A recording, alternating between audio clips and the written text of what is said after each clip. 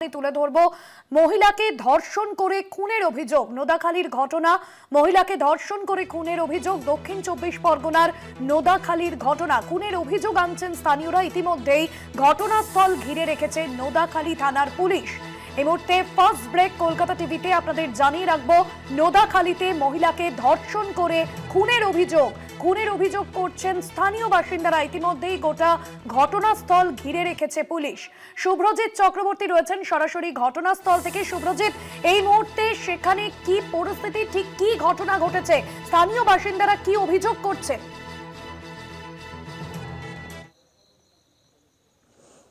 দেখো, তোমায় জানিয়ে রাখবো যে দক্ষিণ 24 পরগনার নোদাখালী থানা এলাকা, সেই নোদাখালী থানা এলাকার যে বিদিরা অঞ্চল রয়েছে, সেই বিদিরা এলাকাতে কিন্তু একেবারে এই যে ঘটনা, সেই ঘটনা ঘটে। আমি তোমায় ছবিটা একবার দেখাবো। এই যে বাগান রয়েছে, সেই বাগান থেকেই কিন্তু যেটা স্থানীয়রা জানাচ্ছেন বা স্থানীয়রা অভিযোগ করছেন যে এই বাগানের ভিতর থেকে কিন্তু এক মহিলার যে দেহ, সেই দেহ কিন্তু একেবারে রক্তাক্ত অবস্থায় উদ্ধার হয়।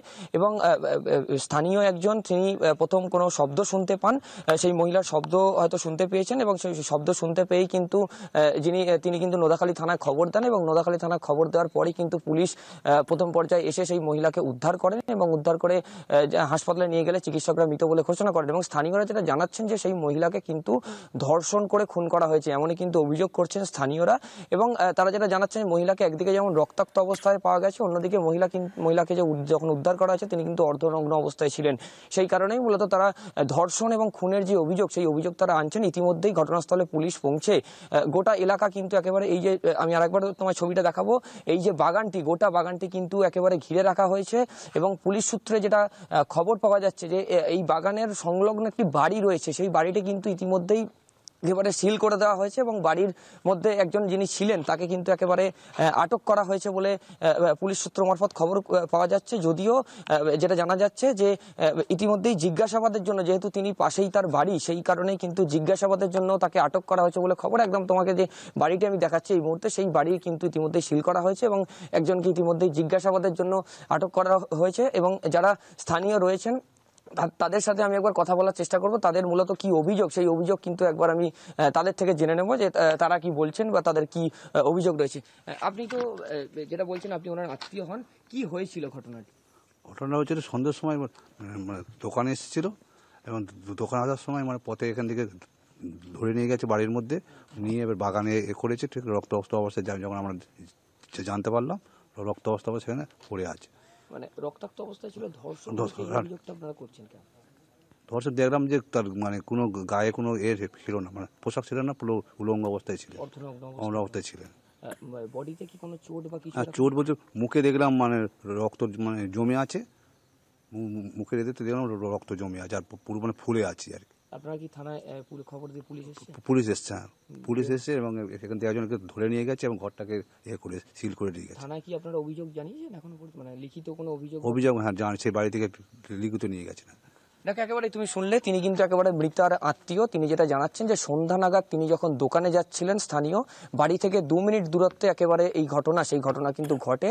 এবং তারপরেই যখন স্থানীয়রা তারা নোদাখালী থানায় খবর দেয়, পরবর্তীতে পুলিশ এসে কিন্তু দেহ উদ্ধার করে হাসপাতালে নিয়ে গেলে চিকিৎসকরা মৃত বলে ঘোষণা করে। এবং এলাকায় কিন্তু একেবারে পুলিশ কিন্তু মোতায়েন রয়েছে। আমি তোমায় পুলিশের ছবিটা তোমায় আমি একবার দেখাবো, যে এই যে বাড়ি এবং সেই বাড়ির পরে কিন্তু একেবারে পুলিশ তারা এলাকায় রয়েছে। এবং ইতিমধ্যেই গোটা ঘটনার যে তদন্ত, সেই তদন্ত কিন্তু পুলিশ শুরু করেছে এবং একজনকে ইতিমধ্যেই জিজ্ঞাসাবাদ করা হচ্ছে বলে পুলিশ সূত্রে খবর। যেহেতু তিনি স্থানীয়, সেই কারণে কিন্তু করা হয়েছে বলে পুলিশ সূত্রে খবর পাওয়া যাচ্ছে। গোটা ঘটনার কিন্তু ইতিমধ্যেই তদন্ত শুরু করেছে নোদাখালী থানার পুলিশ। একদমই, অর্থাৎ বোঝা যাচ্ছে স্থানীয় বাসিন্দারা তারা অভিযোগ করছেন যে অর্ধনগ্ন অবস্থায় মহিলাকে উদ্ধার করা হয়েছে। সেক্ষেত্রে ওই মহিলার পরিচয় বা ওই মহিলার পরিবার কি অভিযোগ করছেন?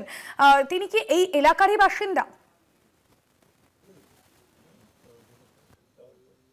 হ্যাঁ, দেখ, একেবারেই মহিলার যার সাথে কথা বললাম তিনি কিন্তু তার আত্মীয় একদম। তিনি একেবারে যেটা জানাচ্ছেন যে একেবারে বাড়ি থেকে কিন্তু আজ সন্ধ্যা নাগাদ, যেটা জানা যাচ্ছে যে সন্ধ্যা নাগাদ তিনি দোকানে যাচ্ছিলেন, সেই সময় কিন্তু বাড়ির থেকে 2 মিনিট দূরত্বে একেবারে এই যে ঘটনা বা যেখান থেকে মহিলার দেহ উদ্ধার হয়েছে, তার বাড়ি থেকে কিন্তু হাঁটা পথে 2 মিনিট দূরত্ব ঘড়ি ধরে, একেবারে সেই 2 মিনিট দূরত্বেই কিন্তু এই যে ঘটনা ঘটে। এবং ঘটনা ঘটার কিছু পরেই স্থানীয় এক প্রতিবেশী, তিনি তার শব্দ শুনতে শুনতে পান এবং তারপরে কিন্তু থানায় খবর দেওয়া হয়। খবর দেওয়া হলে পুলিশ ঘটনাস্থলে এসে একদিকে যেমন মহিলা রক্তাক্ত দেহ উদ্ধার করে হাসপাতালে নিয়ে যাওয়া হয়, চিকিৎসকরা পরবর্তীতে মৃত বলে ঘোষণা করে। অন্যদিকে স্থানীয়রা তার পরিবারের তরফ থেকে অভিযোগ করে রক্তাক্ত অবস্থায় ছিল, পাশাপাশি কিন্তু মহিলার দেহ অর্ধনগ্ন অবস্থায় ছিল। সেই কারণেই মূলত তারা ধর্ষণের অভিযোগ তারা আনছেন এবং পুলিশকে তারা অভিযোগ জানিয়েছেন। যদিও এই যে গোটা ঘটনা, সেই গোটা ঘটনা কিন্তু পুলিশ ইতিমধ্যেই তদন্ত শুরু করেছে এবং পুলিশ খতিয়ে দেখছে যে কি ঘটনা ঘটেছে এবং এলাকার যারা স্থানীয় বাসিন্দা রয়েছে তাদেরকেও কিন্তু পুলিশ জিজ্ঞাসাবাদ চালাচ্ছে। একদমই। এবং সেক্ষেত্রে দাঁড়িয়ে তুমি বললে যে তার আত্মীয়ের সঙ্গে কথা বললে, সেক্ষেত্রে শুভ্রজিৎ, এখনো পর্যন্ত এই ঘটনায় কারা অভিযুক্ত বা কারা জড়িত পুলিশ কি কোনোভাবে ট্রেস করতে পেরেছে?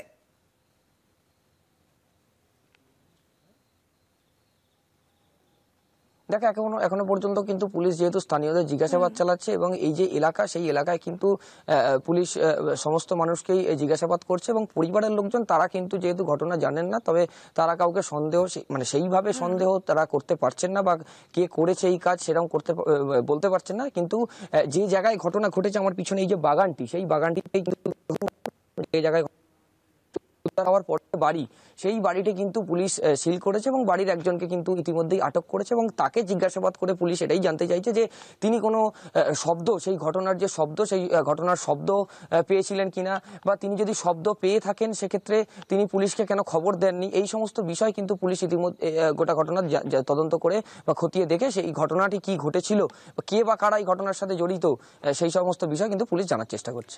একদমই ধন্যবাদ জানাবো। সরাসরি ছিলেন আমাদের সঙ্গে নোদাখালী থেকে প্রতিনিধি শুভ্রজিৎ চক্রবর্তী।